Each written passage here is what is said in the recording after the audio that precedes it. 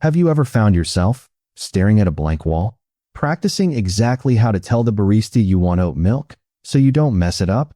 Or maybe you're about to make a phone call and you've spent the last 10 minutes writing a mental script for every possible direction that conversation could go. If you've ever felt that sudden tightness in your chest because you're trying to predict the future one sentence at a time, trust me, you are not alone. Today, we're diving into the psychology of why you mentally rehearse conversations before they even happen. You're not being weird, and you definitely aren't socially inept. In fact, your brain is operating on a frequency that was rewired by necessity to become a survival masterpiece.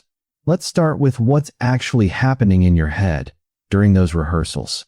Psychologists call this the next-in-line effect. It's a phenomenon where your internal monologue essentially bulldozes over the present moment because you're so focused on your turn to speak.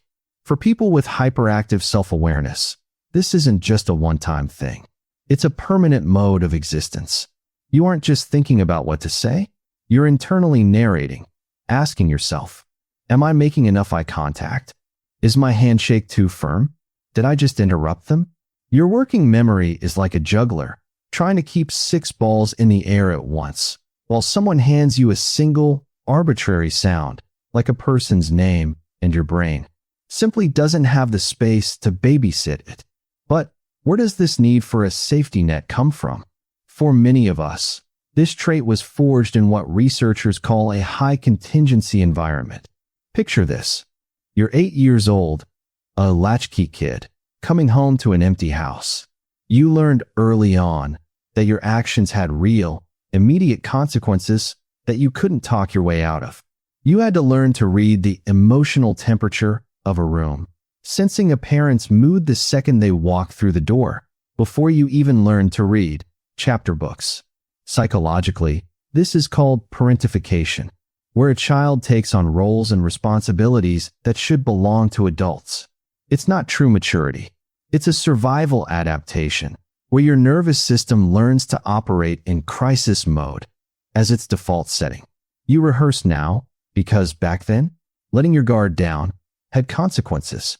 There's also the element of what I call the 8K IMAX experience. Most people walk into a room and their brain deletes 90% of the input. The background noise, the flickering light, the 17 different conversations. But your brain? It's SCRENSHOTTING everything. Scientists call this sensory processing sensitivity. You're noticing every micro-expression, every shift in weight, and every tonal change. Because you're absorbing so much data, a simple conversation feels like an overwhelming amount of information to process. Rehearsing is your way of trying to manage that emotional Wi-Fi so you don't crash from psychological overload. You might also feel like you're anti-BS rather than antisocial. You don't hate people. You just hate the performance. You see through the masks people wear, the I'm fine mask or the I'm totally listening mask, and it's exhausting to translate the real conversation happening beneath the words. Psychologists have found that people who prefer solitude often score higher in emotional intelligence because they refuse to play pretend. For you, small talk feels like chewing on cardboard, and your nervous system is literally starving for substance and depth. And here is the biological secret. Your brain's reward system might just be wired differently.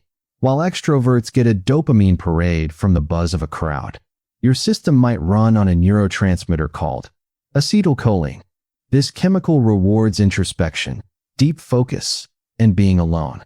When you're doing nothing but rehearsing a conversation, your brain is actually doing everything, processing, connecting, and creating in the prefrontal cortex. You're not wasting time. You're preparing your internal operating system to handle the external world.